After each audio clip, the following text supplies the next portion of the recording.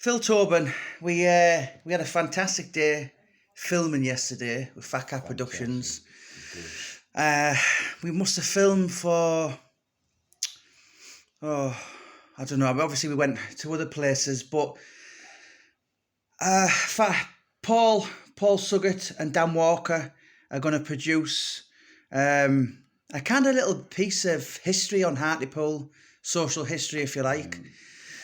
We filmed in the Headlands. It was the ship in. The ship, yeah. So was that your local? I got a history lesson on Hartlepool monkeys, Yeah, and you quite kindly give me a gift. yeah. Me, Algie and Mick. Yeah. What's that? The see no evil, hear no evil. The three wise monkeys. Yeah. Yeah. You know, it's going to come to YouTube, so it's going to be like, I don't know. There's a lot of years with views free now. Yeah, I feel young around yous, but Everybody does. yeah, and yeah, it was fun listening to you yesterday. So it is. It was really interesting listening to some of the. So what's the documentary going to be about then? Can you tell us a few things what you said? Yeah, well, it was mainly about our past and how we survived, really, and how we got through, and the people in the town. And mainly, I think it was just promoting Hartlepool, showing people it's not as bad as it's made out, and Because the it's only not. person I think who promotes Hartlepool in the world is Yeah. probably Jeff Stelling. Jeff Stelling, yeah. Yeah. And he does a good job as well. So He's well thought of, isn't he, in the yeah, town? he's well done. Yeah, even when he's at polls and stood outside the polls, and like I say, it's just that all people go on about Hartlepool. You're from Hartlepool, you're this, yeah. They don't know Hartlepool. Yeah. It's what they read. It's what they read about. Somebody's passed through or drifted through Hartlepool. Because there's nothing really for them to come off the main drag for and go into Hartlepool. But when they've been, they never forget it. They never forget the town. You know, I mean, I've obviously done a lot of research for this second book, and I've been surprised at some of the things I found out. Yeah. You know, 92,000 the town holds, but Robert the Bruce once owned Hartlepool. There's lots of how can I put it? Lots of little bits of ridiculous information around the town. Yeah. Like, why is Hartlepool called Hartlepool? So I've kind of, studied the place, if you like. And, yeah, it's a lot bigger than what people think, Hartlepool, isn't it? It certainly is, yeah. It's on par with Middlesbrough, I'd have thought, the size. Yeah. And, and it doesn't get as much limelight as Middlesbrough, though. No, it doesn't. It's because it's out the way and there's nothing there now. The stripped it bare. Yeah. It was floundering at the bottom of the barrel. And we thought the only place it can go is back up. Yeah. And we've had good MPs, we've had bad MPs, the same as everybody else. We've even had a monkey as the mayor. And it's just Hartlepool. The humour is fantastic. And the other one who comes out with the same type of humour is South Bank. Chubby Brown. And, yeah. He's well got in the town, isn't he? They love him, and they can understand him. They know where he's coming from. And he always sells out wherever he goes, and people travel to see him. And he is a real funny man. Everybody likes Chubby. Yeah. So, Phil, you're probably on the wrong age, in the wrong end of 60, or in the 60s. Have you always lived in Hartlepool? I was born and bred in Hartlepool. Whereabouts? I was born... I was trying to think what they called it. Well, I was born in Oxford Road area, and then we moved down and moved about, and then I was brought up on the Alton Manor estate. So that's what they were saying in the pub yesterday. What's a manor lad doing down here? And I said, telling the truth about you's codheads. Who's codheads? The Headlanders. The Headlanders, yeah. Because we used to say, we used to get it, I was a teenage werewolf. Yeah. We always said I was a teenage codhead. Yeah. And things like that. And it's all good banter, it's good fun, and I mean, it was fun. It was good in that yeah, we're going to be doing a book launch in like a party in the ship. It was ran by young Algie, and he's literally got each other. It was like a proper. I seen yesterday what vintage Hartlepool humour's all about. yeah. What a job I'd like to say he's done on that place. Yeah. He's transformed it. I think the more you take the piss out of each other, it's probably the more you like each other. Yeah, because if you don't like each other, you don't take it. Yeah. You know what I mean? You look at somebody will come in, and you know straight away whether they're taking the mickey or it's just friendly banter. You know what I mean? Like somebody come in and they said to me, "But you're fat." Yeah. You know, and I said, "Oh, you've let the secret out. Everybody's gonna know now." You know.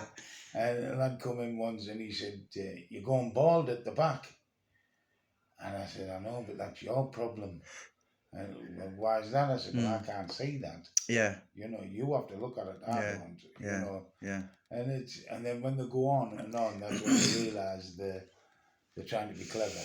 You know what I mean? Yeah. Yeah. And there's a thing which I've never heard, but there's an expression in Hartlepool means keep talking, keep talking. Yeah, keep it up. And for anyone who doesn't know, he's not from the town. He's just saying, "Well, keep talking." When the Hartlepool lingo is "shut up," because if you keep talking, you get in the back of my hand. Yeah, and you know, keep it up, keep it up, and you'll turn out. I've told you, keep it up. You know, and it's I've seen Mick do it a few times. You know, Mick Sorby, and he has actually ended up hitting people. Yeah, oh yeah. I mean, Algie, he's probably one of how good was Algie? I mean, Algie's kicking on for 70 now, but oh, he can still. I spoke to Richie Horsley, and he said, "You know what? Back in the day, there wasn't a man that would have lived with him, and people would kind of, you know, just because Algie was kind of a pipe fitter and he wasn't a professional criminal, but he could have really had a fight, couldn't he?" Oh yeah, he's. I still laugh at some of he was in Wales, and there was another lad working in Wales. That's in the book. I've just typed that up. Yeah. Oh, yeah. Yeah. Well, I won't say. They'll have to read that. Yeah, but he could have a go, couldn't he? He wasn't a bully or nothing, was he? There was a man, a hard-working man, Bob Eyre. They had the stables of the Crimson Dean, and he told us a story when they were at school, and he was at school with Algie. He said Algie could fight then. He said, and there was this lad he's made. He said, I'm going to have a go at Algie here. And he said, "Don't, please, don't you go over and upset him." And he said, Algie walked past and he had his hands in his pockets. He said, and the lad said to him, "Oh, then Algie, I'll fight you now." He said, and he just turned around and he blew hard in his face and said, "Get away from me." You know what I mean? Yeah. And the lad just walked away stunned. And Bob Eyre had said to him, he said, "I'll look at you different from now on, you could." Because he always could leg on. What was Mick Sorby like then? Obviously he's not here now and I've done his book and we can slag him off, but you know, jokes aside, in his day, Hartlepool, he's one of the truthfulest men you'll ever meet. Mick Sorby. He tells it like it is. Yeah. If he was working for you, he won't bend. If he's working for you, he's working for you. Yeah. You know, and you can offer him money or you get it. No. Yeah. No. His loyalty is to who he's working with. Yeah. And if you're his friend for life till you cross him. There's a few people have, and there's a few people hate him over the years, you know, and backstabbed him in that. Yeah, and he doesn't need it because he's stood through thick and thin for them. I was always the thin and he was the thick. Yeah. But he was. They're all good lads, and they know everything they say. We take it as a joke. You know, it's all good fun. Yeah, but you know, he must have had his work cut out when you think of working on the doors in such a place as Hartlepool, when people are under the influence of narcotics, alcohol, 6 nights a week. Yeah. You know, I mean, Richie Horsey said to me, that man, I mean, there's probably nobody on the planet who fought as many times. And it wasn't because he was out there wanting a name for himself, it was just his job. Just his job, and that's the way he looked at it. It was a job. I remember starting the bouncing agencies up. Was that in the 80s with Mick? Yeah, and it was just before Mick had come back on the scene, and I started Mick up. And my idea was, once I had the asbestosis, Yeah. I was ready to pack in, and I said, right, it gets passed over, Mm. and it had to be passed down the line. Well, Mick was the next in line for me, and I just drifted off, you know what I mean, and went into the sunset sort of thing. And then Mick done a good job, you know what I mean. He took over, and he really did, and everybody seen a different side of Mick. Mm-hmm. You know, from being like his punch, you know Yeah. what I mean, to the diplomat, and he's got a lot in him. You know what I mean? Yeah. He can obviously have a roll about, but he's good at talking. Oh, yeah. He's clever. He's not like a thick No, Neanderthal, is he? No, you know, like some people who've done that job. But he will. he acts like that. He doesn't have. If he can't be bothered with you, it's you know, he cuts them dead. You know, but if he's a good conversationalist. He really is. Once you get him cracking, and it's the same as Alge is. You know, you have some fun and laughs, and then most of the time is what we do is when we all bump up to each. It's like a spark. We might see each other for months, and we've gone years. But as soon as you see each other, it's like bang, the spark's back there. You know, and it's never gone away. Yeah. But you know, it was fun yesterday listening to yous. You know, you literally, you the three of yous, the three older swingers, the three stooges, whatever one you call yourself. Yous met each other teenage years. So, you know, you've been around Hartlepool. You've seen each other kind of grow from like the 50s. Yeah, we grew up as kids, and teenagers. You've seen a lot of change in Hartlepool to now.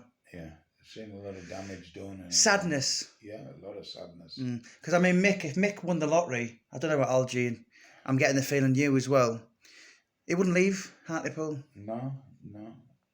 We'd look for somewhere to build our own houses or whatever, but it'd be on the outskirts of Hartlepool or in Hartlepool. Because it's born and bred in you. It's the name, you know. Hence the name of the book. Yeah, it's born and bred in you. You're Hartlepoolian. I've got relations moved to Australia. And do they regret it once they get there? No, they don't regret it. The only thing they regret. But they never, Hartlepool's still in them. It's still at home, you know what I mean? They just, they never change. The humour never changes. Yeah. The love coming home, you know, and it's all coming up home. And it's mates who've moved down to London, they're still class. Hartlepool is at home. You know, it's well, I mean, I'm 30,000 words deep into Hartlepool, born and bred too. What we're in now, September. So we're probably looking at that released Kindle, November, paperback, December. And the documentary, that's going to be released in November. It's going to go straight to YouTube. So if there's any greedy bastards out there, they can watch us for free. Yeah. It's not going to... And it was a lot of laughs, you know, bringing old names up people have probably forgot about. Yeah. It was filmed in the ship yesterday, but on Paul Suggett's Crazy Hat Productions channel. I'll put the link in this video, actually, if anyone wants to catch that documentary. If you just click on the bio of this video and click on the link and you can subscribe. And last word to you, Philly. So you've got the second book coming out. You've got the documentary coming out. How long is a piece of string? I think there's going to be a few more books. You know, Hartlepool people, you seem to like buying books. You like, you know, I didn't even know you could read, especially if there's no pictures in. Yeah. But, you know, we're going to be doing something about that and have a few books. And anything you want to add to it? The only thing I'd like to add is I'd like to thank yourself and your wife for having No, absolute pleasure. And Paul Suggett for being so professional. Yeah, he is. He's very good. Yeah, I mean, Paul Suggett and Dan Walker. Yeah, and Dan Walker. Yeah. When we went there, I'd never experienced anything like that. Well, normally, I mean, listen, I sat through, well, obviously I've made 3 documentaries, and there's a lot of, stop, do that bit again, chop, change, right, do that bit perfect, but don't put, now, that was the quickest ever. And we were finished from setting up to, let me think, 4 hours. The quickest I've ever done a day is probably 8 hours. And he was saying to us, "Oh, this is perfect. This is perfect." And I'm thinking, well, I didn't know what was perfect. All it was, we said when we go in here, none of us had done these kind of things. Just think we're having a drink on a Sunday afternoon. Yeah. And that's the way we took it, we cracked on, just as though the cameras weren't there, and it was... And when you say that, for people who don't know, if you go in a pub on a Sunday, 9 times out of 10, there's a gang hammering someone, but it's a mate, but it's passing the entertainment. Yeah. It's like Attenborough with the monkeys, when he studies them, it's like, you said probably Hartlepool was made because God had a sense of humour. Yeah. And one day he's going to come across and go, "All right, lads, you've passed the test." Yeah. But it was good yesterday. I was listening, and there was no nastiness. There was people getting ripped to bits, but it wasn't in any kind of malice. No, it wasn't. It was fun, and the families will know it was fun. Yeah. And the families would probably say the same themselves. Yeah. And I mean, even we wound Mick up yesterday. We'd said to Paul that we're going to sing the intro to the documentary, and we're going to be singing Mac the Knife. Yeah. So Paul, as quick as a flash, he said, "Oh yeah, that's right." Well, Mick nearly fainted. Why? Yeah, I'm not singing. Yeah. He said, "You're still gonna have a jump about and sing song, but I'm not singing." Yeah. But Paul was quick as a flash. He caught onto it. Oh, it was good. I've just got that image of Mick Sorby singing away, clapping and all that. He'd never live it down, would he? He loves a song. Yeah, does he? Yeah, I love a sing song. You know what I mean? And there was no way Mick Sorby was ever doing that, though, was there? No. Yeah. And he just... Do you know what would have been better if you said, "Mick, in this documentary, you've got to start singing Neighbours," just some stupid song. Yeah. You don't say too much because they get their own back on. Yeah. Can you give us some examples of Mick getting you back though? Because you've done. Do you know what? I don't want to go too much into the book, and I've sat and I'm thinking of 3 or 4 things here, but I'm thinking that's in the book. Yeah. So I don't want to go to. Tell you what, we'll keep it for another day. We'll keep it for another book. But anyone watching this on YouTube, if you want to watch the documentary, it's going to be on Paul Suggett's Crazy Hat Productions documentary YouTube channel. So click on the link, and it's obviously free to subscribe. So there's going to be a second book. There's probably going to be 3, 4, 5, 6. How long's a piece of string? Yeah. Lots of books. But this documentary, big shout out to Paul Suggett and Dan Walker. Really, really good day yesterday. And do you know what? I'm absolutely over the moon with this. And this is going to be on my fireplace. And, it's obviously I've done a few books on Hartlepool, Middlesbrough. But for some reason, Hartlepool really takes to me. I don't really get the shit anywhere. I think what it is, the people from Hartlepool, especially our kids, our sons and all, they realise there's somebody doing something for Hartlepool. Because anybody who does anything... Because there's never been any books on Hartlepool, has there? I can't think of any. History books. Yeah. There's been history books, telling it bang, bang, this, that, and the other. But nothing about the social side. Yeah. About the people. And this is what we're trying to get across. The likes of Charlie Hulse. Yeah. And Dave Walls, Wegram and Barney Stockton and... But Charlie Hulse was the gambler. He was... Will Hive, is it? Will Hives, Yeah. And I went in his back garden one morning, and he was breaking a horse in his garden, not as big as yours. And I walked in, it was Charlie's garden, and he said, "Hold on there, I'm just doing this." And the horse was doing cartwheels in his garden. Really? Not a bit bothered. Not a bit bothered. Nothing bothered them. And these are, for me, that's kind of really mental behaviour, but it's looked as the norm in Hartlepool, isn't it? Like we've always said, anybody can throw a punch. Yeah. Anybody gets the men who go out and work 7 days a week. That's a real hard man. That's the hard men who look after the families, who go by crook. Yeah. They're the hard men, and there's a lot of hard women Yeah. who have to put up with it. Yeah. You know, and I'd like to get that across in the Yeah. book. But we were talking, and I think sooner or later, maybe next year, I'd like to get him. I've never done a woman's book, and I'll be in my 20s by then, as in numbers. And I mean, a fact for you is women read 3 times more than the man. So obviously, we know a couple of people possibly doing a book, and I think, you know what, a book from the Hartlepool women's view, I think because it'd be fantastic. you know, not only do these women have to bring maybe 4 children up single-handedly on a shoestring budget, but they've been battered by their old fella all their life, and that is hard. It's not Mick Sorby having 10 fights a year. But they still It's stand by your them. Josie Jenkins who have to survive in life, and All of that's the real hard people. Yeah. You know, and it's people out there, you know, can't get a work, but you know, I'm not talking about people burgling houses. I'm talking about people burgling warehouses, and whatever they get has to feed their 5 kids. Right, That is a hard man. Oh, definitely. And there's a lot of us realise this, you know, and it's these people, they want mentioning Yeah. these people, these women who will, the husbands will be battering them, and it's happened to me. They've got thick ears, broken noses, and I went in and stopped it, and the wife's turned round on me, leave him alone. yeah, There's lads being hit on the head with stiletto heels because they're protecting the women. yeah, that's crazy, isn't And it? it's, don't you touch my husband. Yeah, because it's staunch. only them two that can batter each other. Yes, it's staunch. Yeah. You know, and you don't do it.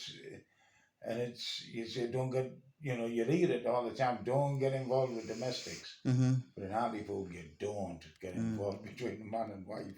Because they'll turn on you. Oh, they're in big style. You know what I mean? And it's. Yeah. I mean, do you know what? A lot of the times, it's probably the wife's battering the husband. I mean, I'm not saying the women never caused it. Yeah. You know, because they have a way of winding men up. Yeah. They can do it, you know. And it's, you know, but I still don't believe they should hit women, you know what I mean? It's not. I mean, we're frightened of, not frightened of our wives, but you know how far they go. Yeah, absolutely. You know, I mean, Mick Sorby's scared of Pat. Yeah. You know. Yeah. If he has a couple of pints, Pat will just say, "Go away, you stupid old man," and it's a fact. I'll go if I'm drunk when we get together maybe once or twice a year. We talk about old times and we go home drunk, and Christine say, "Your tea's on the table," and I suggest you go to bed. So you have your tea, and I normally start off, "Where's my tea, woman of the house?" You know, and this kind of thing. And Mick says the same, Pat. As he walks through the front door, she just points. And he goes straight up the stairs to bed. You know? Yeah. It's weird. It really is. Yeah. Do you know, I mean, last thing I'm going to say, I found the kind of Hartlepool humour, it's kind of unique. Yeah. And I find that, do you know, you probably go, as soon as you go past Billingham or Peterlee or Easington, it kind of stops, and it's each to their own. Yeah. And, you know, if, you know, people will have 50 quid bets who can stand in the sea the longest, but and his feet might be to the point of pneumonia, to the point where he's getting it chopped off. Yeah. But because he's had 50 quid bet with his mate, he was standing that sea all day. And he could have £1,000 in his pocket. Yeah. And that's it's the bet.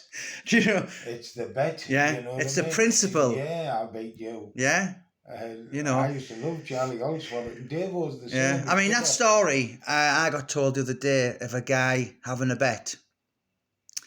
He was pissed in a pub. I forgot his name. It's in the book. Durango. And he went and jumped off the Transporter Bridge. Yeah. Now this is 166 feet. Yeah. Might even be more. I walked over the top of it. Yeah, you know, but and he jumped off pissed. Yeah. Yeah. Do you know, I don't think many people would live and tell the tale. And I think only in Hartlepool you could ever get. Oh, some of them have been... Their own stupidity is... They won't back down. Yeah. If he have to die through it, then they will. They won't back down. You know. You know, we one of the lads, Ray Fowler, he had this machine, and you could tape off a film, you know, the soundtrack or whatever. You can tell that story because that's not in the book. No. So you tell us it. Go on. Yeah, and me, Algie, and Ray Fowler, and we set it up, and we took the battle scene From Braveheart. From Braveheart. Mm. And then we set all the gear up on Cathedral Landing, which is where all the boats are. Mm. It's dark on a night. We plugged into the security office and we played the horses. So it was pitch black? Oh, yeah, about 10:30 at night. Yeah. And all you could hear was like, the horses, the big horses, heavy horses galloping. And then the end of the world was coming. Yeah, and then the swords clashing and everything. Yeah. And there was a fella come along on a bike down the back lane, and he was coming from work, and he stopped dead and he fell off the bike. And he nipped round the corner of the wall, and he's looking round the corner of the expecting hell on earth to come through. Didn't know what was happening. People were looking out of the back windows. And me and Algie looked at each other. We said, we better get out of here because this lot will go mad. They find out we were having them over. Yeah.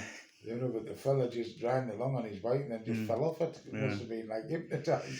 Yeah, no, do you know what? It was great fun yesterday filming. So, as I said, I've probably repeated myself. Click in the bio and that will take you to Paul Suggett's YouTube channel. That's where you're going to be able to watch the documentary, myself, with you guys done, Paul, Dan Walker. And there's going to be another book. As I said, there's 30,000 words done. Probably going to get 50,000. And then that'll be a wrap. And then, do you know what? Put another book after that. Brilliant. So, absolute pleasure.